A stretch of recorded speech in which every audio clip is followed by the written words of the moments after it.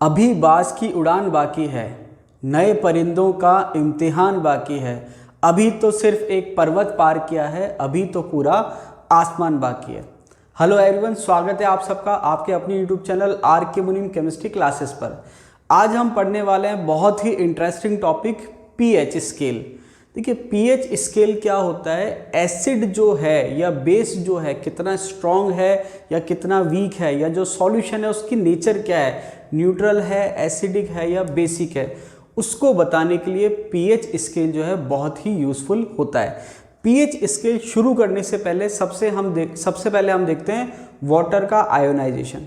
देखिए अगर हम बात करें वाटर के आयोनाइजेशन की, तो वाटर का आयोनाइजेशन कैसे होता है, 2H2O gives H3O plus OH minus. अब देखिए अगर हम बिल्कुल एग्जैक्ट फॉर्म कहें वाटर के आयोनाइजेशन की, तो यही एग्जैक्ट फॉर्म होती है। दो मैंने वाटर मॉलिक्यूल लिए जिससे एक तो बना H3O प्लस और एक बना OH माइनस आयन। इसको हम सिंप्लीफाई करके इजीली, मतलब हमको आसानी लगे देखने में, तो इसको हम कैसे लिखते हैं, H2O gives H plus OH minus. बात समझ में आई। अगर हमसे कोई पूछे एग्जैक्ट फॉर्म क्या है, तो ऊपर वाली फॉर्म एग्जैक्ट है, लेकिन सिंप्लिसिटी के लिए हम इसको यूज में लेते हैं। एक्चुअल में ये एग्जिस्ट नहीं करती, एक्चुअल में ये एग्जिस्ट करती है। बात समझ में आ गई। अब हम बात करें इसकी इक्विलिब्रियम कांस्टेंट की, तो यहाँ पर अगर हम इसके इक्विलिब्रियम कांस्टेंट की बात करें K, जैसे मैंने आपको बताया अलग अलग कंडीशन में हम इसको अलग अलग नाम दे देते हैं, होता ये इक्विलिब्रियम कांस्टेंट ही है, ठीक है। तो ये हो जाएगा H plus OH minus upon H2, ये आपके हो जाएगा इक्विलिब्रियम कांस्टेंट, जिसको आप आयोनाइजेशन कांस्टेंट ऑफ वाटर भी कह सकते हो। क्या कह सकते हो, आयोनाइजेशन कांस्टेंट ऑफ वाटर। अब देखिए यहाँ पर इसकी इंपॉर्टेंस इतनी ज़्यादा नहीं है, मतलब ये जो K है यहाँ पर इतना ज़्यादा नहीं आता। अब इंपॉर्टेंट बात ये है कि जो वाटर है बहुत ही वीक इलेक्ट्रोलाइट है, मतलब बहुत ही आपके बहुत ज़्यादा मॉलिक्यूल, जैसे एग्जाम्पल की बात करें तो लगभग 5 करोड़ मॉलिक्यूल में से एक वाटर मॉलिक्यूल टूटता है, आयन बनाता है। तो ये जो है लगभग इसकी कंसंट्रेशन कांस्टेंट रहती है। तो हमने क्या करा, K into H2O equals to H plus OH minus. तो ये जो वाटर कांस्टेंट था ये भी कांस्टेंट है, तो दोनों कांस्टेंट को हमने मल्टीप्लाई करा, तो ये हो गया KW और ये हो गया आपके H प्लस और OH माइनस के इक्वल, जिसको आप कहते हो आयनिक प्रोडक्ट ऑफ वाटर। समझ में आई बात, ionic product of water. KW को आप क्या कहते हो, आयनिक प्रोडक्ट ऑफ वाटर।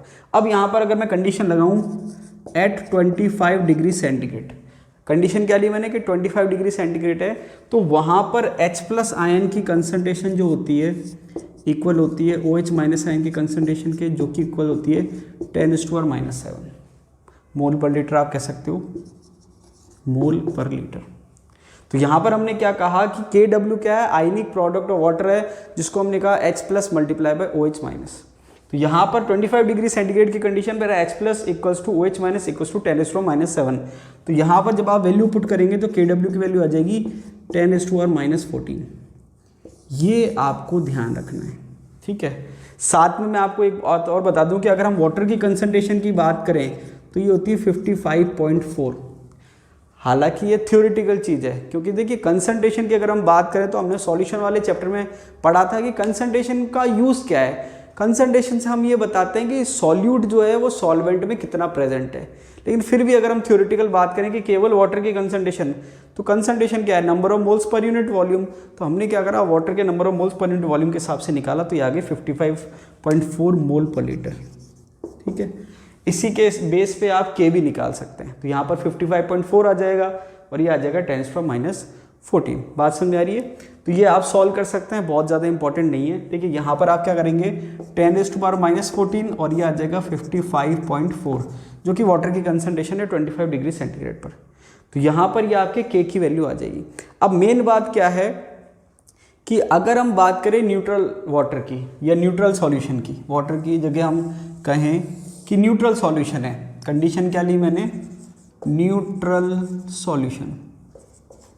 तो अगर आपसे कोई पूछे भाई न्यूट्रल सॉल्यूशन क्या होता है, आप किसे न्यूट्रल सॉल्यूशन कहोगे, तो सबसे इंपॉर्टेंट बात मैं आपको बता दूं कि देखिए पीएच स्केल जब हम पढ़ेंगे वहाँ पर आप एक चीज़ याद करते हो कि भाई जिसकी पीएच 7 है वो न्यूट्रल सॉल्यूशन है। अच्छी बात है, ठीक है बिल्कुल, लेकिन अगर 100% एक्यूरेसी की हम बात करें तो वो चीज़ हमेशा वैलिड नहीं है, वो कंडीशन पे अप्लाइड होती है। अब यहाँ पर अगर मैं आपसे पूछूं कि एसिड क्या होता है, तो आर्नियस के हिसाब से आप कहोगे जो वाटर में H+ दे वो एसिड होता है, या ब्रॉन्स्टेड लॉरे के हिसाब से आप कहोगे कि जो किसी भी सॉल्वेंट में H+ दे वो एसिड होता है।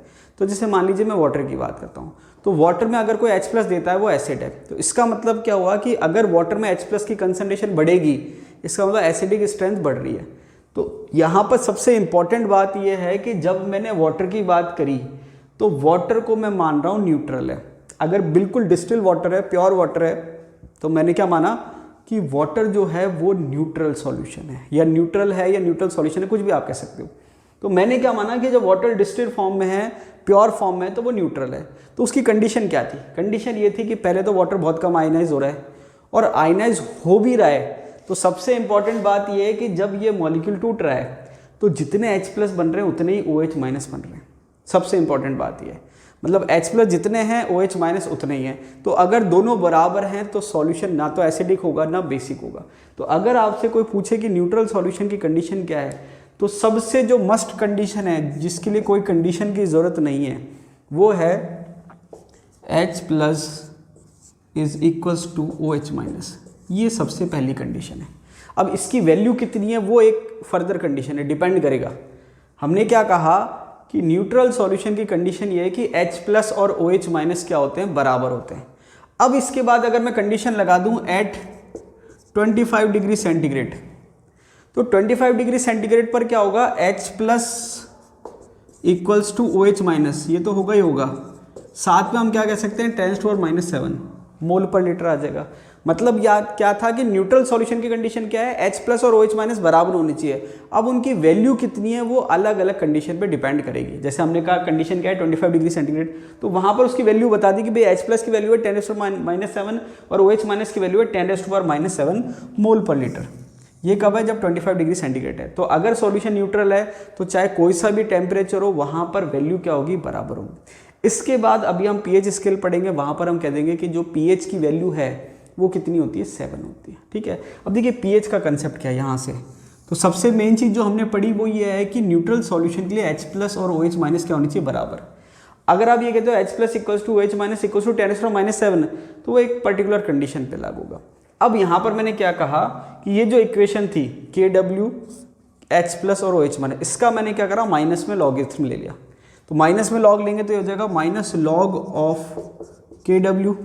ये जो इक्वेशन है इसका मैंने नेगेटिव लॉग ले लिया, तो ये क्या हो जाएगा? Minus log KW। उसके बाद H+ और ये मल्टीप्लाई में है, तो जो मल्टीप्लाई में होते हैं तो लॉग लेने के बाद प्लस में हो जाते हैं। क्योंकि मैं नेगेटिव ले रहा हूँ तो दोनों में नेगेटिव आ जाएंगे, तो ये आ जाएगा equals to minus log of H+ minus log of OH-, ये आ जाएगा आपके। तो यहाँ पर क्या हो गया? Minus log KW equals to minus log H+ minus log OH-।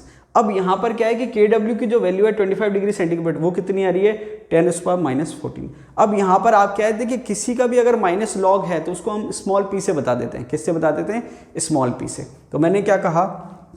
PKW। अगर किसी के भी आगे p लगा हुआ, जैसे हमने लास्ट वीडियो में देखा था एसिड डिसोसिएशन कांस्टेंट, जिसको हमने कहा था Ka। क्या कहा था? Ka। अगर मैंने लिखा हुआ है PKa, इसका मतलब है माइनस लॉग ऑफ Ka। तो ये एक अंडरस्टूड टर्म है। अगर स्मॉल p आगे लगा हुआ है तो वहां पर उसका क्या है? नेगेटिव लॉग लेना आपको। तो यहाँ पर मैंने क्या लिखा? माइनस लॉग KW है, नेगेटिव लॉग है तो मैंने लिख दिया PKW। यहाँ पर है माइनस लॉग H+, इसको मैंने क्या लिख दिया? PH, और इसको मैंने लिख दिया प्लस में POH। तो देखिए जब आप p के फॉर्म में लिखते हो तो नेगेटिव का प्लस हो जाएगा, तो pH क्या है? Minus log of H+। तो ये एक इक्वेशन बन गई, PKW equals to PH plus POH। अब यहाँ पर अगर मैं 25 डिग्री सेंटीग्रेड की कंडीशन लगाऊं, at 25 degree centigrade, at 25 degree centigrade, तो वहाँ पर PKW की वैल्यू फिक्स है। अब देखिए एक मज़ेदार बात क्या है? मज़ेदार बात यह है कि PKW की वैल्यू फिक्स है 14, या फिर हम कहें कि KW की जो वैल्यू है वो फिक्स है 10⁻⁻14। अगर सॉल्यूशन न्यूट्रल है तो दोनों की कंसंट्रेशन बराबर है H+ और OH- की, और अगर सॉल्यूशन न्यूट्रल नहीं भी है तो Kw की वैल्यू फिक्स है कि 10⁻⁻14 होगी। तो उसमें क्या होगा कि अगर आप H+ की कंसंट्रेशन बढ़ाओगे तो OH- की कम हो जाएगी, OH- की बढ़ाओगे तो H+ की कम हो जाएगी। इसका मतलब क्या हुआ, Pkw तो फिक्स हो गया 14 इक्वल्स टू आ गया PH + POH। इसका मतलब ये है कि किसी भी सॉल्यूशन के लिए pH + POH की वैल्यू क्या आएगी, 14 आएगी, अगर उसका टेम्परेचर 25 डिग्री सेंटीग्रेड है तो। इसका मतलब ये हुआ कि अगर किसी सॉल्यूशन की pH 7 है तो POH क्या हो जाएगी, 7 हो जाएगी, मतलब दोनों बराबर है, मतलब सॉल्यूशन न्यूट्रल है। अगर मैंने कहा pH 10 है तो POH क्या हो जाएगी, 4। अगर मैंने कहा pH 4 है तो POH क्या हो जाएगी, 10। इसका मतलब ये हुआ किसी भी सॉल्यूशन के लिए pH + POH की वैल्यू क्या आएगी, 14, अगर टेम्परेचर 25 डिग्री सेंटीग्रेड है तो।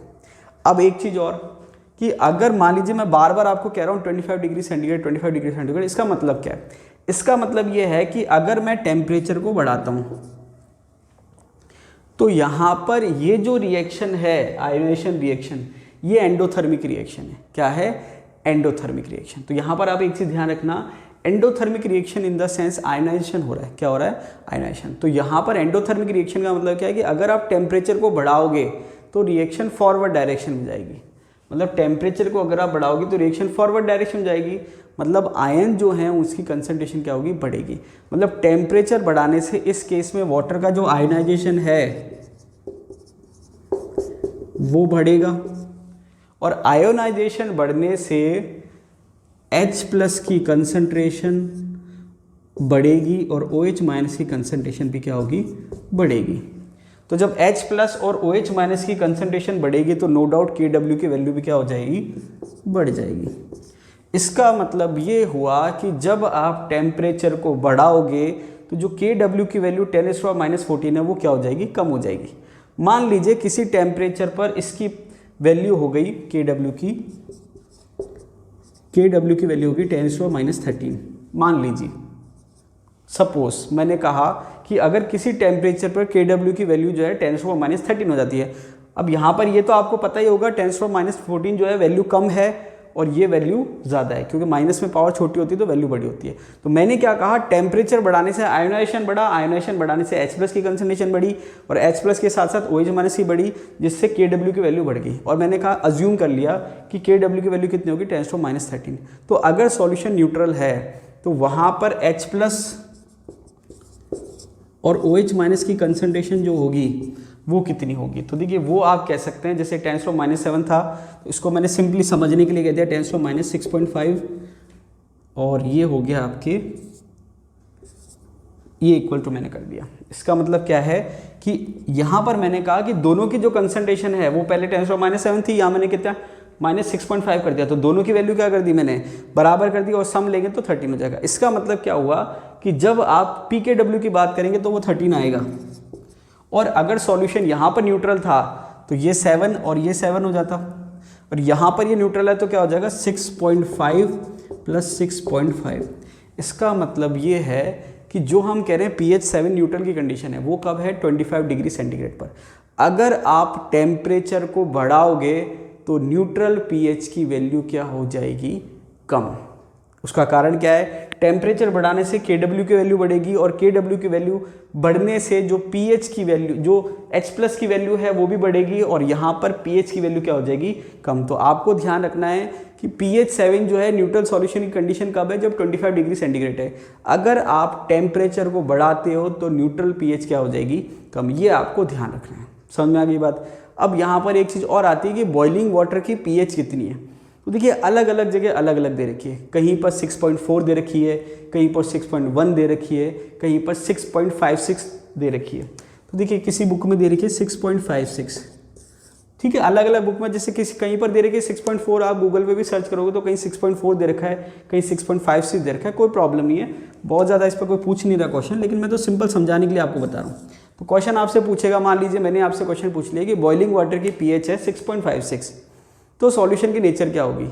अब बॉइलिंग वाटर जो है उसकी pH 6.56 है। अब आप सोचोगे भाई हमने तो 7 पढ़ा है न्यूट्रल का, तो 7 न्यूट्रल का पढ़ा, लेकिन वो कब है जब 25 डिग्री सेंटीग्रेड है। तो बॉइलिंग वाटर अगर डिस्टिल है, डिस्टिल बॉइलिंग वाटर है, तो वहाँ पर उसकी pH 6.56 कहूँ या किसी बुक में या 6.4 कहूँ, तो वो सॉल्यूशन न्यूट्रल कहलाएगा, क्योंकि टेम्परेचर बढ़ाने से KW की वैल्यू बढ़ती है और pH और pOH दोनों की वैल्यू क्या हो जाती है, कम हो जाती है। तो आई थिंक आपको समझ में आ गया होगा। अब हम शुरू करते हैं pH स्केल। देखिए बहुत ही इम्पॉर्टेंट है और आपके बहुत काम आएगा, इसलिए वीडियो को अंत तक ज़रूर देखिए। चलिए शुरू करते हैं pH स्केल। देखिए pH की अगर हम फुल फॉर्म की बात करें, पोटेंशियल ऑफ हाइड्रोजन, कई बार हम सिंपली पावर ऑफ हाइड्रोजन भी कह देते हैं, एक्चुअल इसकी फुल फॉर्म अगर हम कहें तो पोटेंशियल ऑफ हाइड्रोजन। और अभी मैंने आपसे कहा था कि अगर किसी के भी अगर आप PA लगा रहे हैं, जैसे PH कहें, PKW कहें, POH कहें, PKA कहें, PKB कहें, कुछ भी कहें, तो वहाँ पर P का मतलब आप एक ये निकाल सकते हो minus of log, minus log कह सकते हो। उसके बाद आगे जो भी चीज़ है उसको आप एज इट इज़ रख दोगे। जैसे मैंने कहा PK मतलब माइनस लॉग ऑफ K है। तो यहाँ पर pH की अगर मैं बात करूँ तो pH का फॉर्मूला हो जाएगा minus log of H plus. ठीक है, इसको आप दूसरी तरीके से कैसे लिख सकते हैं, लॉग ऑफ 1/H प्लस, इसको ऐसे भी लिख सकते हैं। ठीक है, क्योंकि आपको पता है कि H अगर हम कोई भी वैल्यू नीचे ले जाएंगे तो साइन चेंज हो जाएगा, या नीचे से ऊपर ले जाएंगे तो साइन चेंज हो जाएगा। तो अगर माइनस में है तो लॉग H प्लस, और अगर लॉग वहीं हमने क्या वैल्यू H को नीचे लिया है तो क्या हो जाएगा, प्लस हो जाएगा। तो ये आपको पता चल गया pH का फॉर्मूला। सिंपली आप ये याद रखते हैं, लेकिन कई बार क्या है कि वो आपको घुमाने के लिए या कंफ्यूज करने के लिए क्या करेगा, pH का फॉर्मूला पूछेगा कौन सा सही है। तो वहाँ पर मैंने आपको बता रखा है कि अगर आप वैल्यू को ऊपर नीचे करते हैं तो साइन चेंज हो जाएगा। तो pH का फॉर्मूला आपको पता चल गया, minus log of H plus या लॉग 1/H प्लस। इसके अलावा pH स्केल जो है वो सोरेनसन ने दिया था, हालांकि एग्जाम में पूछा नहीं गया है, लेकिन फिर भी आपको नॉलेज होनी चाहिए कि pH स्केल दिया किसने था, सोरेनसन ने दिया था। अब इस स्केल का इंपॉर्टेंस क्या है, इस स्केल का यूज़ क्या है। देखिए यहाँ पर क्या है कि अगर कोई सॉल्यूशन दे रखा है तो उस सॉल्यूशन की नेचर क्या है, न्यूट्रल है, एसिडिक है या बेसिक है। इसमें भी हम कहें कि स्ट्रॉन्ग एसिडिक है या वीक एसिडिक है, स्ट्रॉन्ग बेसिक है या वीक बेसिक है। तो यहाँ पर आपको क्या ध्यान रखना है कि ये जो हम स्केल की बात कर रहे हैं, वापस से रिपीट कर देता हूँ, 25 डिग्री सेंटीग्रेड की हम बात कर रहे हैं। कंडीशन क्या है, 25 डिग्री सेंटीग्रेड। वहाँ पर आपको क्या ध्यान रखना है कि अगर किसी सॉल्यूशन की pH 7 है तो वो सॉल्यूशन न्यूट्रल है। क्या है, न्यूट्रल। और अभी मैंने आपको अच्छे से समझा दिया कि न्यूट्रल सॉल्यूशन की pH 7 है, वो कब है, जब 25 डिग्री सेंटीग्रेड है। और एग्जैक्ट न्यूट्रल सॉल्यूशन का मतलब ये है कि सॉल्यूशन में जितनी H प्लस की कंसंट्रेशन है उतनी ही OH माइनस की कंसंट्रेशन है। तो pH 7 का मतलब न्यूट्रल। और अगर pH आप 7 से कम करोगे तो वो एसिडिक की रेंज में आ जाएगा। मतलब अगर मैं कहूँ 6.9 तो उसको आप वीक एसिडिक कह सकते हो, 6 कहूँ वीक एसिडिक कह सकते हो, और जैसे जैसे आप 0 के पास ले जाएंगे वो स्ट्रॉन्ग एसिडिक की कंडीशन में आ जाएगा। तो अगर आपसे कोई पूछे किसी सॉल्यूशन की pH 0 है, सॉल्यूशन की नेचर क्या होगी, तो एकदम से जैसे कोई 0 बोलता है हम सोचेंगे न्यूट्रल है। वहाँ पर आपको ध्यान रखना है, अगर कोई आपसे कहे किसी सॉल्यूशन की pH 0 है तो क्या हो जाएगा, एसिडिक, और अगर और बेटर कहें तो स्ट्रॉन्ग एसिडिक हो जाएगा। और अगर किसी सॉल्यूशन की pH जो है 7 से ज़्यादा है तो वो सॉल्यूशन क्या हो जाएगा, बेसिक। अगर 7 से थोड़ी ज़्यादा है तो वीक बेसिक, और 7 से बहुत ज़्यादा है तो स्ट्रांगली बेसिक सॉल्यूशन। तो ये आपको नॉलेज होनी चाहिए। अब देखिए आरपीएससी मैंने आपसे कहा था कि पहले आरपीएससी के पैटर्न ये होते थे कि वो रिपीटेड क्वेश्चन पूछती थी, मतलब वही घिसे पिटे कुछ लिमिटेड क्वेश्चन होते थे, वही बार बार रिपीट करती थी। लेकिन आरपीएससी ने अपना लेवल बढ़ा दिया है। तो पहले आरपीएससी जो है पीएच पे लिमिटेड 2-3 क्वेश्चन पूछती थी। क्या क्वेश्चन पूछती थी कि अगर किसी सॉल्यूशन की पीएच 7 है तो सॉल्यूशन की नेचर क्या होगी, अगर किसी सॉल्यूशन की पीएच 0 है तो सॉल्यूशन की नेचर क्या होगी। लेकिन अब उसने लेवल बढ़ा दिया है, तो न्यूमेरिकल भी पूछ सकती है, इसलिए मैं आपको अच्छे से डिटेल में यहाँ पर समझाऊंगा। अब यहाँ पर कुछ एग्जाम्पल दे रखे हैं किसी सॉल्यूशन का, वो डायरेक्ट पूछ लेता है। ये आपके नॉलेज बेस्ड क्वेश्चन है, जो जीके टाइप होता है या जनरल साइंस टाइप होता है। जैसे ब्लड की पीएच पूछ लेता है, तो ब्लड की पीएच जो होती है 7.3 से 7.5 होती है। ठीक है, किसी बुक में 7.3 हो सकता है, किसी में आपको 7.4 मिल जाएगा। तो मैंने आपको एग्जैक्ट बता दिया, 7.3 से 7.5 जो होती है वो ब्लड की पीएच होती है। तो अगर आपसे कोई पूछ ले ब्लड की जो पीएच होती है या ब्लड जो होता है उसकी नेचर क्या होती है, तो अब आपको पता है 7 से क्या है, ज़्यादा है। तो 7 से ज़्यादा मतलब वीकली बेसिक या स्लाइटली बेसिक आप कह सकते हो। इसके अलावा मिल्क की जो पीएच है वो है 6.3 से 6.6, मतलब स्लाइटली एसिडिक है। इसके अलावा जो गैस्ट्रिक जूस होते हैं उसकी पीएच बहुत कम दे रखी है 1.0 से 3.0, मतलब स्ट्रांगली एसिडिक कंडीशन होती है। तो ये मैंने आपको बता दिया पीएच स्केल क्या है, वो आपके सॉल्यूशन की नेचर को बताने में हेल्प करता है कि सॉल्यूशन न्यूट्रल है, एसिडिक है, बेसिक है, वीकली एसिडिक है, स्ट्रांगली एसिडिक है, ईटीसी। तो अगर सॉल्यूशन की पीएच 0 है मतलब एसिडिक है, 7 है मतलब न्यूट्रल है, और 7 से ज़्यादा तो बेसिक है। अब यहाँ पर अगर मान लीजिए वो न्यूमेरिकल पूछे आपसे कि भाई ये सॉल्यूशन है, इसकी पीएच मेज़र करनी है, तो कैसे मेज़र करेंगे? तो सबसे इम्पॉर्टेंट बात ये है, सबसे पहले तो आपको ध्यान रखना है कि जो भी एसिड दे रहा है, जैसे एसिड की कंसंट्रेशन देगा, भाई ये एसिड है, इसकी कंसंट्रेशन इतनी है, तो वहाँ पर कंसंट्रेशन नॉर्मेलिटी में होनी चाहिए, ये आपको ध्यान रखना है। क्यों? क्योंकि देखिए अगर वो H2SO4 दे देगा तो वहाँ पर एसिड की कंसंट्रेशन अलग हो जाएगी और H+ की कंसंट्रेशन क्या हो जाएगी, डबल हो जाएगी अगर H2SO4 है तो यहाँ पर क्योंकि हमें H+ की चाहिए तो एसिड की कंसंट्रेशन आपको नॉर्मेलिटी में लेनी है, ये आपको ध्यान रखना है। H+ की कंसंट्रेशन आप नॉर्मेलिटी मोलैरिटी दोनों आप कह सकते हो, मोलैरिटी कहेंगे। तो अगर एसिड आपके मोनोबेसिक है जैसे HCl है, HNO3 है तो कोई दिक्कत ही नहीं है, लेकिन अगर डायबेसिक है तो वहाँ पर आपको ध्यान रखना है कि कंसंट्रेशन आपको नॉर्मेलिटी में लेनी है। हालांकि इतना डिटेल में नहीं पूछेगी RPSC, लेकिन हमारे जो कंसेप्ट हैं वो बिल्कुल क्रिस्टल क्लियर होने चाहिए, ठीक है। तो यहाँ पर आपके जो एसिड की कंसंट्रेशन आपको नॉर्मेलिटी में लेनी। अब देखिए पीएच कैसे हम लें, तो पीएच कैसे लेंगे, जैसे मान लीजिए उसने कहा HCl एसिड है और इसकी जो कंसंट्रेशन दे रखी है वो दे रखी है 2 × 10⁻³ N। अब देखिए HCl के लिए मैं नॉर्मेलिटी कहूँ या मोलैरिटी कहूँ एक ही बात है, क्योंकि बराबर हो जाएगा। सॉल्यूशन मैंने आपको बताया था अगर वैलेंसी 1 है या बेसिसिटी 1 है तो नॉर्मेलिटी और मोलैरिटी बराबर आएगी। तो अब वो कहता है कि भाई HCl है, उसकी कंसंट्रेशन इतनी है 2 × 10⁻³ इसकी पीएच कितनी होगी। चलिए इससे पहले एक हम दूसरा एग्जांपल ले लेते हैं, वो ज़्यादा इजी हो जाएगा। HNO3 है, उसकी कंसंट्रेशन दे रखी है 10⁻³ इसकी पीएच कितनी होगी। तो सबसे पहले हम इसको सॉल्व करते हैं। तो पीएच का सबसे पहले आप फॉर्मूला लगा लो, pH = log of H+। अब देखिए एक चीज़ क्या है कि यहाँ पर HNO3 की जो कंसंट्रेशन है वही हमने H+ की कंसंट्रेशन मान ली है। क्यों? क्योंकि HNO3 स्ट्रॉन्ग एसिड है। क्या है? Strong acid. तो जो HNO3 की कंसंट्रेशन है वही H+ की कंसंट्रेशन हमने मान ली क्योंकि स्ट्रॉन्ग है, ठीक है। वीक के लिए भी मैं आपको फॉर्मूला बताऊंगा। तो मैंने क्या कहा, -log H+ की कंसंट्रेशन कितनी है 10⁻³ अब ये मैंने आपको लॉग बता रखा है कि अगर किसी का आपने लॉग ले रखा और पावर है तो पावर आप आगे मल्टीप्लाई में निकाल सकते हैं या ले सकते हैं। तो क्या होगा कि जो 10⁻³ पावर है वो आगे आ जाएगी, -3 और माइनस क्या हो गया, मल्टीप्लाई हो गया, +3 हो गया, और ये हो गया log 10। क्या हो गया? log 10। और log 10 की वैल्यू कितनी होती है 1, तो ये आपके वैल्यू आ गई 3। इसका मतलब अगर किसी सॉल्यूशन की जो कंसंट्रेशन दे रखी है एसिड की 10⁻³ दे रखी है तो उसकी पीएच कितनी आ जाएगी 3, ठीक है। अब ये वाला सॉल्यूशन इसको सॉल्व करते हैं। HCl के लिए आपको पीएच निकालनी है तो आपने क्या करा, -log of H+ कितना है 2 × 10⁻³ ये आपकी वैल्यू दे रखी है। सेम टू सेम जो -3 है जैसे यहाँ पर आप लाए वैसे यहाँ ले आएंगे, तो ये हो जाएगा माइनस का +3 हो जाएगा, ठीक है। पावर कहाँ गई, आगे माइनस का +3। अब जो बचा वो बचा log 2 × 10। भाई 3 जो पावर है वो आपके आगे चले गई तो अंदर क्या बच गया 2 × 10। अब मैंने क्या करा, ये मैंने करा +3 -log। अब देखिए यहाँ पर एक चीज़ हम कर सकते हैं, इसको करने से पहले हम क्या कर सकते हैं, इसको सेपरेट कर लेते हैं ताकि आपके गलती ना हो। मैंने क्या करा, -log 10⁻⁻, या -log 2 पहले लिख दिया क्योंकि ये मल्टीप्लाई में तो इसको मैं अलग लिख देता हूँ पहले से। ये हो गया -log 2 और ये यहाँ पर हो जाएगा -log 10⁻³ तो ताकि आपके कोई गलती नहीं हो। अब आप चाहो तो इसको पहले लिख सकते हो, इसको बाद में लिख सकते हो, एक ही बात है। मैंने क्या करा, जो मल्टीप्लाई में था 2 × 10⁻³ तो मल्टीप्लाई को अलग कर लिया। नॉर्मली हम प्लस करते हैं लेकिन यहाँ पर क्योंकि माइनस है तो दोनों को मैंने माइनस के फॉर्म में लिख दिया। अब इसको क्या करा मैंने, -log 2 को -log 2 के फॉर्म में छोड़ दिया, पीछे लिख दिया मैंने ताकि सॉल्व करने में आसानी हो। और जो -log 3 है ये माइनस क्या आएगा, आगे आएगा तो ये हो जाएगा +3 log 10।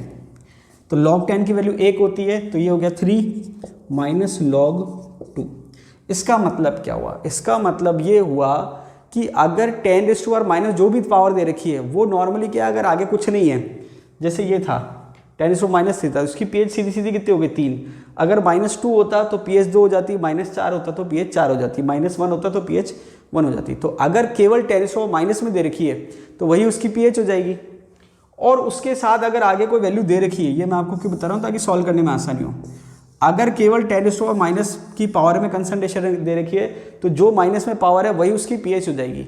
लेकिन अगर साथ में कोई और टर्म दे रखी है तो आपका सॉल्व कैसे करना है कि जो माइनस में पावर है वो तो आगे आ जाएगा और जो आगे टर्म है वो माइनस का लॉग आ जाएगा उसका, कि क्या आ जाएगा, माइनस का लॉग। अब इससे होगा क्या, यहाँ पर आपको एक चीज़ ध्यान रखनी है कि log 2, log 3 और log 5 ये आपको वैल्यू ध्यान होनी चाहिए।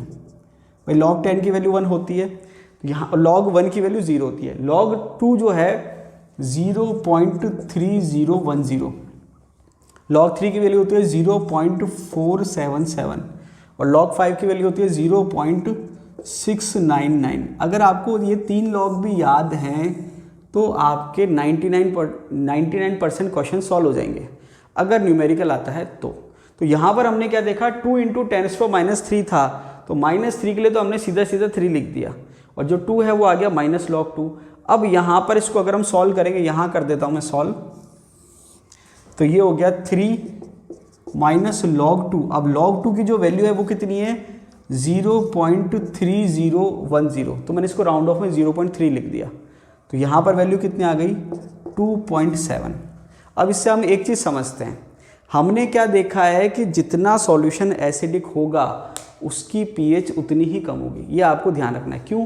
क्योंकि 7 जो है pH ज़्यादा है और 0 जो है pH कम है, तो 7 वाला न्यूट्रल है और 0 वाला ज़्यादा एसिडिक है। तो जितनी कंसंट्रेशन ज़्यादा होगी एसिड की उतनी pH कम आएगी।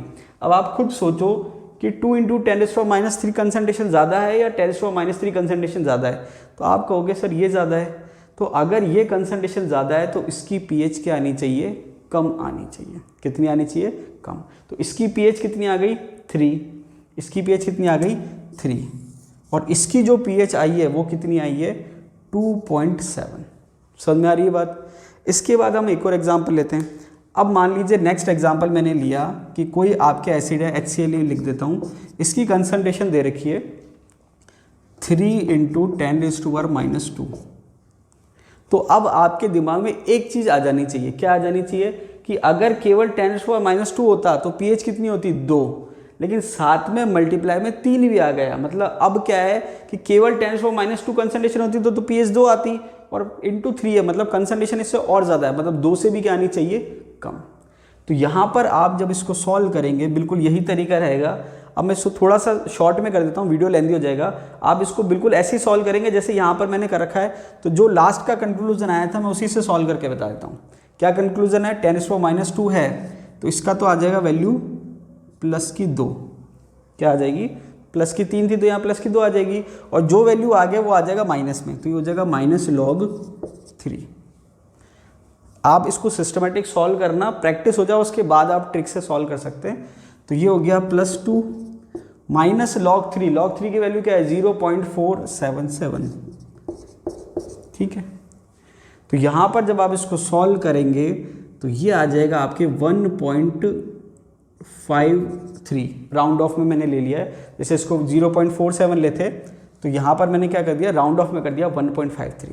इसका मतलब क्या हुआ कि अगर कंसंट्रेशन है 3 × 10⁻², तो pH अगर मैं केवल 10⁻² कहता तो 2 होता, और मैंने इंटू 3 कर दिया तो pH 2 से भी कम, मतलब 1.53। समझ में आ रही है बात। तो जितना आप कंसंट्रेशन को ज़्यादा करेंगे उतनी pH क्या हो जाएगी, कम हो जाएगी। तो देखिए यहाँ पर आपके अगर मल्टीप्लाई में 2 था तो ये था 2.7, मतलब 3 से कितनी कम हुई थी, 0.3, जो कि ये थी। और अगर मैंने कहा 3 × 10⁻², तो यहाँ पर वैल्यू 2 आती है, लेकिन 3 की वजह से कितनी कम हो गई, 0.47, तो ये हो गया 1.53। अब जैसे मान लीजिए एक और एग्जांपल लेते हैं, HNO3 है और इसकी कंसंट्रेशन है 5 × 10⁻²। तो ये जो 5 × 10⁻² है 10⁻² से ज़्यादा है, और देखा जाए तो इससे भी ज़्यादा है। तो जब आप इसको सॉल्व करोगे तो ये आ जाएगा +2 -log5, तो ये आ जाएगा +2 -log5 की वैल्यू कितनी है, 0.699, राउंड ऑफ में करें तो 0.7, तो ये आ जाएगी 1.3। तो आप देखेंगे इसकी आ रही थी 1.53, इसकी आ रही है 1.3। तो जितनी सॉल्यूशन की कंसंट्रेशन या एसिड की कंसंट्रेशन ज़्यादा होगी pH की वैल्यू उतनी ही कम आएगी।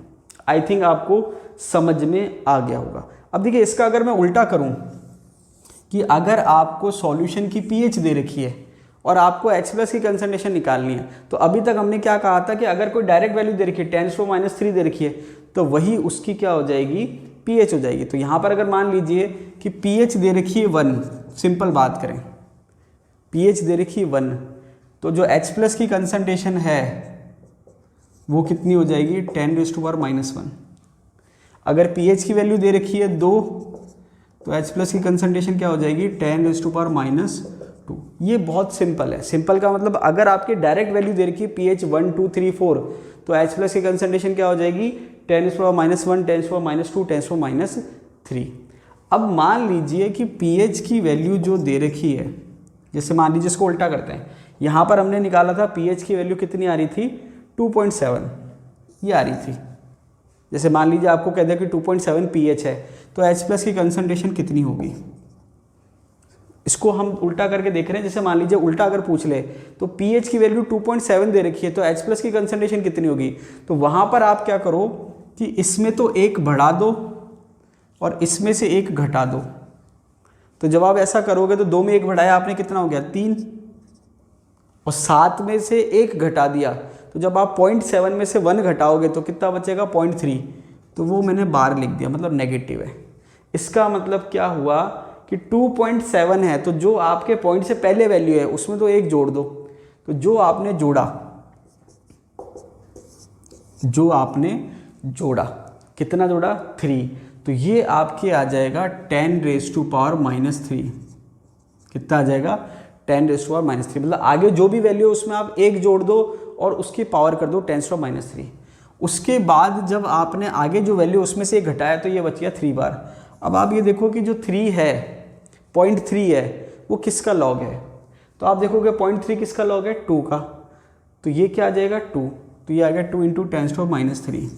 तो यहाँ पर हमने क्या देखा, 2 × 10⁻3 का जो pH आ रही थी, यहाँ पर आपके 2 × 10⁻3 की जो pH आ रही थी वो आ रही थी 2.7, तो 2.7 से आप डायरेक्ट 2 × 10⁻3 निकाल सकते हो। देखिए बहुत ज़्यादा डिटेल में जाने की ज़रूरत नहीं है, लेकिन मैंने आपको एग्जैक्ट में सॉल्यूशन कैसे करना है, समझना कैसे है, वो मैंने आपको यहाँ पर समझाया है। अब देखिए मैंने आपको पहले ही कहा था कि रिवीजन जो है बहुत इंपॉर्टेंट होता है।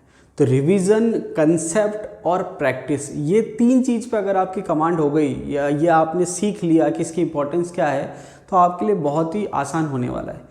अब देखिए जैसे मान लीजिए अभी हमने pH सॉल्व कर रहे थे कि भाई अगर कोई कंसंट्रेशन दे रखी है तो उसकी pH क्या आएगी। तो सबसे पहले आप सिस्टमेटिक सॉल्व कीजिए, फिर जब आप 2-3 बार सॉल्व करेंगे तो आपको प्रैक्टिस हो जाएगी, फिर आप डायरेक्ट लास्ट वाले स्टेप पे अपने आप पहुंच जाएंगे। और बाद में जब आप ज़्यादा प्रैक्टिस करेंगे तो फिर आपको पेन चलाने की भी ज़रूरत नहीं है, डायरेक्ट आप देखकर आंसर बता सकते हैं। लेकिन वो स्टेज कब आएगी, जब आपकी प्रैक्टिस हो जाएगी। अब देखिए यहाँ पर मान लीजिए अगर कोई सॉल्यूशन है जिसमें कंसंट्रेशन दे रखी है, अगर स्ट्रॉन्ग एसिड है तो जो एसिड की कंसंट्रेशन है वही H+ की होगी। ध्यान रखना है कि मोनोबेसिक एसिड है। अगर H2SO4 दे रखा है तो नॉर्मेलिटी में होना चाहिए, या ऐसा एसिड है जिसमें H+ की संख्या ज़्यादा 1 से तो नॉर्मेलिटी में होना चाहिए। अगर मोलैरिटी में दे रखी है तो उसकी कंसंट्रेशन आपको पहले नॉर्मेलिटी में चेंज करनी है। अब जैसे मान लीजिए कंसंट्रेशन दे रखी है, इनकी आपको pH निकालनी है, तो मैंने आपको सीधा सा तरीका बता दिया कि 10⁻² का मतलब 2 और उसमें से -log2 करना है। तो 2 में से -log2 करेंगे, log2 की वैल्यू है 0.3010, तो 0.3 मान लेते हैं, तो इसकी pH आ जाएगी 1.7। इसको आप सॉल्व कर लीजिए। अब मान लीजिए 3 × 10⁻³ दे रखी है, तो यहाँ पर 10⁻³ के लिए 3 आ गया और 3 का जो लॉग है वो है 0.477, तो 0.47 मान लेता हूँ राउंड ऑफ में, तो यहाँ पर आ जाएगा, तो 0.47 जो है माइनस हो जाएगा 3 में से, तो ये हो जाएगा 2.53, ठीक है। और यहाँ पर 5 × 10⁻5 है, तो 10⁻5 का 5 माइनस log 5 कितना है 0.699 मतलब 0.7, तो 5 में से 0.7 गया 4.3। तो कहने का मतलब ये है कि अगर आप प्रैक्टिस करेंगे तो pH आप आसानी से निकाल सकते हैं, ठीक है। अब आगे आ जाते हैं। क्वेश्चन ऐसे पूछा जा सकता है कि बॉइलिंग वाटर की pH है 6.562, इसकी नेचर क्या होगी, weakly acidic, strongly acidic, neutral, weekly basic और स्ट्रांगली बेसिक, कुछ भी हो सकता है। तो यहाँ पर अगर आपको कंसेप्ट क्लियर नहीं है और आपने एक ही चीज़ रट रखी है कि भाई न्यूट्रल सॉल्यूशन की पीएच 7 है, तो यहाँ पर आप इसको क्या करेंगे, वीकली एसिडिक कर देंगे, गलत हो जाएगा। यहाँ पर क्या दे रखा है, बॉइलिंग वाटर है। तो मैंने आपको बताया था कि न्यूट्रल पीएच 7 होती है 25 डिग्री सेंटीग्रेड पर। तो बॉइलिंग वाटर की पीएच जो है, मैंने आपसे कहा अलग अलग जगह अलग अलग दे रखा है, कुछ बुक्स में ये वैल्यू दे रखी है, तो हम क्या कहेंगे, न्यूट्रल है। क्या है, न्यूट्रल, ठीक है। और अगर वो ऐसे दे रखा है कि कोई सॉल्यूशन है, देखिए यहाँ पर बॉइलिंग वाटर था, यहाँ सॉल्यूशन है, फर्क है दोनों में क्वेश्चन में। तो यहाँ पर बॉइलिंग वाटर उसने खुद ने लिख रखा है, यहाँ इसने क्या कहते हैं, कोई सॉल्यूशन है। अब क्या सॉल्यूशन है पता नहीं, कब है, कंडीशन क्या है, 90 डिग्री सेंटीग्रेड। अब ये कह रहा है 90 डिग्री सेंटीग्रेड पर सॉल्यूशन है, इसकी नेचर क्या होगी। अब आप कहोगे pH 7 है तो न्यूट्रल हो जाएगा, लेकिन pH 7 न्यूट्रल कब था, जब 25 डिग्री सेंटीग्रेड था। मैंने आपसे क्या कहा कि जब हम टेम्परेचर बढ़ाते हैं तो Kw की वैल्यू बढ़ती है, H+ की वैल्यू बढ़ती है और OH- की वैल्यू बढ़ती है। तो pKw की वैल्यू, pH की वैल्यू और pOH की वैल्यू क्या हो जाएगी, कम हो जाएगी। इसका मतलब 25 डिग्री सेंटीग्रेड से जब टेम्परेचर ज़्यादा होता है तो न्यूट्रल pH की वैल्यू क्या हो जाती है, कम। तो अगर pH 7 है तो न्यूट्रल pH की वैल्यू कम हो गई। मान लीजिए बॉइलिंग वाटर की कितनी, 6.56 है, तो मैंने मान लिया 90 डिग्री सेंटीग्रेड पर न्यूट्रल pH है 6.7। तो ये न्यूट्रल pH से क्या है, ज़्यादा है। इसका मतलब ये क्या हो जाएगा, वीकली बेसिक। ये मैं आपको कंसेप्ट क्लियर करने के लिए बता रहा हूँ, ठीक है। तो अभी तक जो हम क्वेश्चन कर रहे थे स्ट्रॉन्ग एसिड मान के कर रहे थे। अब मान लीजिए pH ऑफ वीक एसिड। अब कोई वीक एसिड है उसकी अगर हम बात करें तो क्या होगा, तो देखिए वीक एसिड के केस में क्या है, एग्जाम्पल ले लेते हैं CH3COOH। ये मैंने वीक एसिड ले लिया। इसकी अगर मैं आयनाइजेशन की बात करूँ तो ये हो जाएगा CH3COO- plus H+। Acidic acid ले लिया मैंने। अब होता क्या कि अगर स्ट्रॉन्ग एसिड होता तो 100% आयनाइज हो जाता, लेकिन स्ट्रॉन्ग एसिड तो है नहीं। तो मैंने क्या कहा, ये 1 स्टार्टिंग में, ये 0 और ये 0, ठीक है। ये 1 - अल्फ़ा इक्विलिब्रियम पे, ये अल्फ़ा और ये अल्फ़ा। अब मान लीजिए स्टार्टिंग की कंसंट्रेशन में 1 की जगह C ले लेता, क्या ले लेता, C। तो ये इक्विलिब्रियम पे क्या हो जाता, C1 - अल्फ़ा, ये C अल्फ़ा और ये C अल्फ़ा, ठीक है। डिसोसिएशन कांस्टेंट की बात करें एसिड की तो Ka = CH3COO- H+ और ये हो जाएगा आपके CH3COOH, ठीक है। ये आपने कर रखा है, वापस से देख लेते हैं। फिर जब आप वैल्यू रखेंगे तो ये हो जाएगा C अल्फ़ा और ये हो जाएगा C अल्फ़ा, तो ये हो गया C alpha multiply C alpha upon C1 - alpha. अगर सॉल्यूशन डाइल्यूट है, मतलब अल्फ़ा की वैल्यू बहुत कम है, डाइल्यूट नहीं सॉरी, अगर एसिड वीक है, डिग्री ऑफ आयनाइजेशन कम है, तो अल्फ़ा की वैल्यू बहुत कम होगी। तो वहाँ पर एक C से एक C कैंसिल आउट हो जाएगा और ये आपके आ जाएगा C अल्फ़ा स्क्वायर, Ka की वैल्यू क्या आ जाएगी, C अल्फ़ा स्क्वायर। अब हमको जब pH निकालनी है तो देखिए इसकी pH जब हम निकालेंगे तो 2-3 तरीके हैं। एक तरीका सिंपल सा ये है कि pH है क्या, pH है -log(H+), ठीक है। अब आप यहाँ से देखिए कि जो H+ की कंसंट्रेशन है वो आप किस चीज़ से बता रहे हो, C अल्फ़ा से। अगर ये स्ट्रॉन्ग एसिड होता तो अल्फ़ा की वैल्यू 1 होती तो वो C हो जाती। इसका मतलब क्या था कि जो हम एसिड की कंसंट्रेशन कह रहे थे वही हम H+ की कंसंट्रेशन मान रहे थे, कब, स्ट्रॉन्ग एसिड के केस में। लेकिन वीक एसिड के केस में जो एसिड की कंसंट्रेशन है वो H+ की कंसंट्रेशन नहीं है, H+ की कंसंट्रेशन क्या है, C अल्फ़ा। तो यहाँ पर आप क्या कहेंगे, pH = -log(H+) = -log(C अल्फ़ा). ये आपको ध्यान रखना है।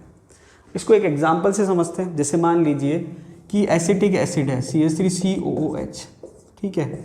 इसने कहा इसकी कंसंट्रेशन है 10⁻², कितनी है, 10⁻², और अल्फ़ा जो है, अल्फ़ा की वैल्यू है 0.1।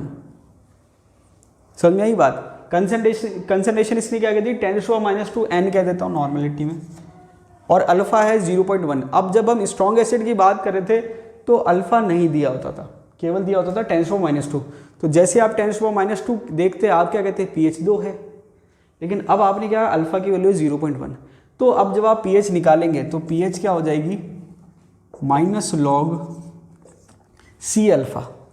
तो C कितना है, 10⁻² और अल्फ़ा कितना है 0.1। तो 0.1 को आप क्या कह सकते हो 10⁻⁻1। तो 10⁻⁻2 और 10⁻⁻1 ओवरऑल कितना हो गया 10 लिख देता हूँ C अल्फा -2 10⁻⁻1 ओवरऑल कितना आ जाएगा pH equals to minus log 10⁻⁻3 ये कितना आ जाएगा 3। इसका मतलब ये हुआ कि अगर ये स्ट्रॉन्ग एसिड होता तो 10⁻⁻2 देखते में pH कहते था 2, लेकिन अल्फा की वैल्यू 0.1 है, 1 से कम है, तो यहाँ पर pH कितनी आ रही है 3। समझ में आई बात। एक तो ये तरीका है कि आप H+ के लिए डायरेक्ट कंसंट्रेशन ना लिख के C अल्फा लिखो। दूसरा ये है कि अगर अल्फा की जगह उसने K के सेंस में दे रखा है, मतलब यहाँ तो हमने क्या लिया कंसंट्रेशन और अल्फा को काम में लिया। अगर मान लीजिए अल्फा ना दे रखा है तो वहाँ पर अगर आपको अल्फा ना दे रखा हो तो आप कैसे निकालेंगे। तो यहाँ पर आप क्या कीजिए कि अल्फा को आपको रिप्लेस करना है। तो अल्फा इक्वल्स टू ये आपने देखा कि K equals to C alpha square है, तो मैंने क्या करा इसको KA, तो यहाँ पर इसको C से मल्टीप्लाई भी कर दिया और C से डिवाइड भी कर दिया, तो ये हो गया C square alpha square upon C। मैंने क्या करा इसको C से मल्टीप्लाई भी कर दिया और C से डिवाइड भी कर दिया, तो KA equals to C square alpha square upon C। अब यहाँ पर क्या लिख सकते हैं C अल्फा जो है वो क्या है H+ की कंसंट्रेशन है C अल्फा। ये जो H+ है उसको मैंने क्या लिख रखा C अल्फा, तो यहाँ पर क्या हो जाएगा H+ का स्क्वायर अपॉन C। इसका मतलब ये हुआ कि H+ का जो स्क्वायर है वो किसके बराबर है KA इंटू C के बराबर है। तो अगर मैं बात करूं H+ की तो H+ किसके बराबर है रूट KA C के बराबर है। तो देखिए यहाँ पर हमने क्या करा, एक तो H+ का C अल्फा के बराबर है और हमने एक H+ का रूट KA C के बराबर है। तो जब आप pH की बात करेंगे तो pH equals to minus log of H+, तो ये आप कह सकते हो माइनस लॉग। अब देखिए H+ की जगह क्या हो गया KAC, तो मैंने लिख दिया KAC की पावर हाफ। रूट लिख सकते हैं या फिर हाफ लिख सकते हैं, तो ये हो जाएगा pH इक्वल्स टू ये पावर आगे आ जाएगी minus half log KAC, minus half log KAC। अब आप चाहो तो इसको साथ में लिख सकते हो, चाहो तो इसको सेपरेट कर सकते हो। जब आप इसको सेपरेट करोगे ये हो जाएगा माइनस हाफ लॉग KA, साथ में आ जाएगा माइनस हाफ लॉग C। ठीक है, इसी फॉर्मूले को लिखने का दूसरा तरीका क्या हो सकता है, जैसे मैंने आपको भी बताया था कि जब आप माइनस में कुछ लिखते हैं जैसे माइनस हाफ लॉग K, तो इसको आप लिख सकते हो हाफ PK। क्या लिख सकते हो हाफ PK। PK का मतलब माइनस लॉग ऑफ है और साथ में आ जाएगा माइनस हाफ लॉग C। तो ये भी एक फॉर्मूला है शो करने का कि वीक एसिड की pH क्या होगी।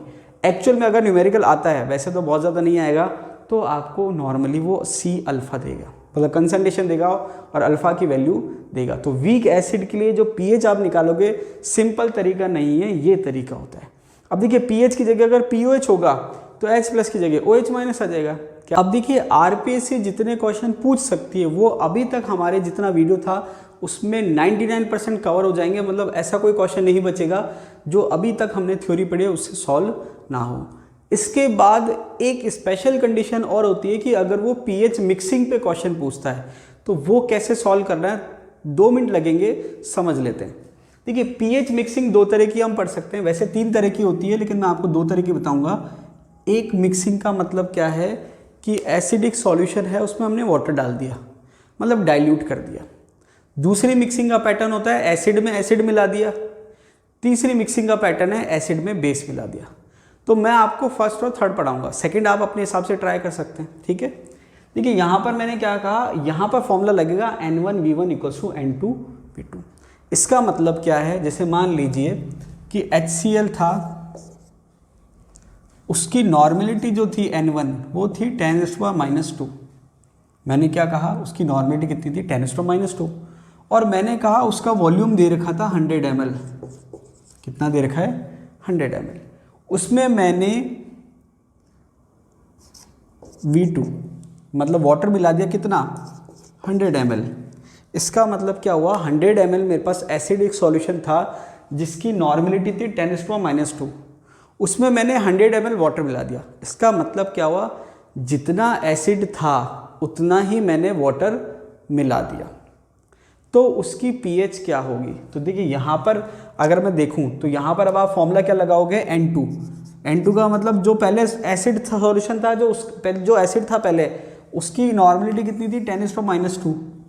अब जो नया कंसंट्रेशन आएगी वाटर ऐड करने के बाद, वो N2 है, वो क्या आएगी, N2 = N1V1/V2।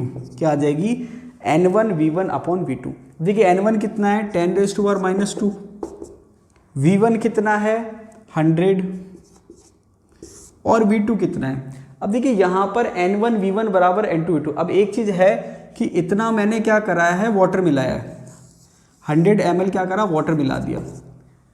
तो 100 ml सॉल्यूशन पहले था और 100 ml आपने वाटर मिला दिया, तो फाइनल वॉल्यूम कितना हो गया, 200।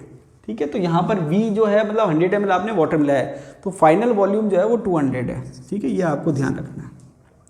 तो हमने क्या देखा, स्टार्टिंग में जो सॉल्यूशन था उसकी कंसंट्रेशन थी 10⁻² और वॉल्यूम था 100 ml। फिर मैंने 100 ml वाटर मिला दिया, तो 100 ml वाटर मिलाने के बाद ये 100 ml वाटर है, फाइनल वॉल्यूम जो होगा वो कितना हो जाएगा, 100 + 100 = 200। तो ये आ गया। जब आप इससे नॉर्मलिटी निकालेंगे तो कितनी आएगी, ये आपके 100, ये 100, 1/2 आ गया। तो ये आपके हो जाएगा 10। तो ये आपने क्या करा, 10 / 2 × 10⁻³ मैंने क्या करा, सॉल्व करने के लिए 10 इसको अलग से मल्टीप्लाई कर दिया और एक पावर माइनस में कर दी। तो ये आ गया फाइनली 5 × 10⁻³ ये इसकी नॉर्मलिटी आ गई। ठीक है, पहले नॉर्मलिटी कितनी थी, 10⁻², अब कितनी आ गई, 5 × 10⁻³ अब जब आप इसकी pH निकालेंगे, तो जब आप इसकी pH निकालेंगे तो देखिए यहाँ पर 10⁻³ है, तो ये तो एज इट इज़ मैंने लिख दिया +3 -log�5। तो जब आप -log⁵ की बात करेंगे तो log⁵ कितना होता है, 0.699, जिसको मैं 0.7 कहता हूँ। तो ये हो जाएगा +3 - 0.7 2.3। ये आपकी pH आ गई। अब देखिए हमने बहुत टाइम लगाया सॉल्व करने में कि भाई पहले एसिड था, उसकी कंसंट्रेशन इतनी थी और वॉल्यूम इतना था, फिर हमने इतने वॉल्यूम वाटर मिलाया, तो pH क्या होगी। अब इसको अगर डायरेक्ट करना हो तो हम क्या कंक्लूजन निकाल सकते हैं कि पहले जो कंसंट्रेशन दे रखी थी HCl की, वो कितनी दे रखी थी, 10⁻²। अब इसका वॉल्यूम चाहे कुछ भी हो, कंसंट्रेशन इतनी है तो इसकी pH कितनी होगी, इसकी pH 2 हो जाएगी। तो कंक्लूजन ये है कि अगर किसी सॉल्यूशन की pH जितनी भी है, चाहे 1 है, चाहे 2 है, चाहे 3 है, अगर आप उसमें उतनी ही वॉल्यूम वाटर ऐड करेंगे, वापस से रिपीट कर रहा हूँ, जो pH है सॉल्यूशन की उसमें उतना ही आप वाटर ऐड कर रहे हो, तो pH की वैल्यू 0.3 से बढ़ जाएगी। तो यहाँ पर अगर स्टार्टिंग में 10⁻² है, इसकी pH कितनी है, 2, तो उतना ही वाटर ऐड करने के बाद इसकी pH कितनी हो जाएगी, 0.3 ऐड हो जाएगी। समझ में आ गई बात। तो ये कंक्लूजन आपको ध्यान रखना है कि अगर आपके कोई सॉल्यूशन है एसिडिक, तो जितना आप उसमें बराबर मात्रा में वॉल्यूम वाटर ऐड करेंगे, मतलब सॉल्यूशन का जो वॉल्यूम है वो कितना कर देंगे, 2 गुना, तो pH 0.3 से बढ़ जाएगी। ये आपको ध्यान रखना है।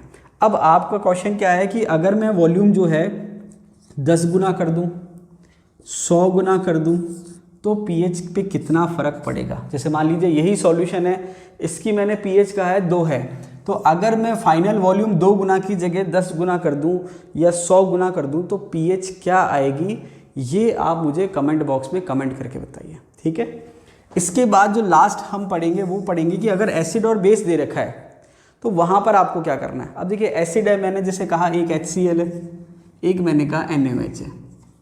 तो यहाँ पर आपको क्या करना है, सबसे पहले तो ये चेक करना है कि सॉल्यूशन की नेचर क्या होगी। वो कैसे चेक करेंगे कि यहाँ पर मैंने कहा नॉर्मलिटी है, मान लो 10⁻², यहाँ नॉर्मलिटी है 10⁻³ वॉल्यूम इसका दे रखा है 10 ml और इसका वॉल्यूम दे रखा है 100 ml। तो सबसे पहले आप क्या करो, N1V1 अलग सॉल्व करो और N2V2 अलग सॉल्व करो। क्यों, क्योंकि अब एक एसिडिक नेचर है और एक बेसिक नेचर है।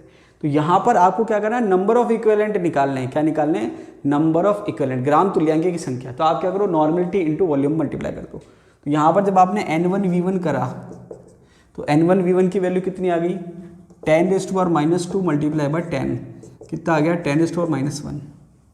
ठीक है, यहाँ पर मैंने सॉल्व करा तो N2V2 कितना आएगा 10⁻³ इंटू 100 कितना आ गया 10⁻⁻1। तो अगर दोनों के लिए N1V1 इक्वल्स टू N2V2, इसको इक्वल टू पहले नहीं करना है, पहले आप अलग अलग सॉल्व करो। अगर दोनों की वैल्यू बराबर आ गई, मतलब जितने तुल्यांकी एसिड है उतने ही तुल्यांकी बेस प्रेजेंट है, तो सॉल्यूशन न्यूट्रल हो जाएगा। क्या हो जाएगा? न्यूट्रल। मतलब उसकी pH कितनी हो जाएगी? 7। ठीक है। अब अगर मान लीजिए दोनों में से ज़्यादा क्या आ रहा है वो आपको चेक करना है। तो अगर एसिड ज़्यादा आ रहा है बेस से तो आप फॉर्मूला लगाएंगे pH का, और अगर बेस एसिड कम आ रहा है और बेस ज़्यादा आ रहा है तो आप फॉर्मूला लगाएंगे POH का। ठीक है। तो जैसे मान लीजिए अगर एसिड ज़्यादा आ रहा है तो आपको फॉर्मूला क्या लगाना है? NaVA माइनस NbVb equals to final N final V। तो ये जो फाइनल N फाइनल V आएगा, इस नॉर्मेलिटी से, ये वाली नॉर्मेलिटी से फिर आपको pH निकालनी है, मतलब ये फॉर्मूला आपके काम आएगा। तो यहाँ पर इतना डिटेल में न्यूमेरिकल नहीं आएगा। हाँ, वो केवल ये पूछ जरूर सकता है कि सॉल्यूशन की नेचर क्या होगी, तो आपको केवल इतना ध्यान रखना है कि आप अलग अलग सॉल्व करो। एसिड के ग्राम तुल्यांक निकाल लो और बेस के ग्राम तुल्यांक निकाल लो, उसके बाद देखो ज़्यादा किसके हैं, तो जिसके ज़्यादा होंगे उसकी नेचर होगी, और अगर दोनों बराबर आ रहे हैं तो सॉल्यूशन क्या हो जाएगा? न्यूट्रल। आई होप आपको वीडियो अच्छा लगा होगा। अगर आपको वीडियो अच्छा लगा तो वीडियो को लाइक कीजिए, अगर आप चैनल पे नए हैं तो चैनल को सब्सक्राइब कीजिए, और आप मुझे सपोर्ट करना चाहते हैं तो जितना हो सके वीडियो को शेयर कीजिए, दोस्तों के साथ शेयर कीजिए, और जितना हो सके आप कमेंट कीजिए। कोई भी प्रॉब्लम हो, कोई भी आपकी क्वेरी हो तो आप मुझे कमेंट कीजिए। वीडियो को अंत तक देखने के लिए बहुत बहुत धन्यवाद।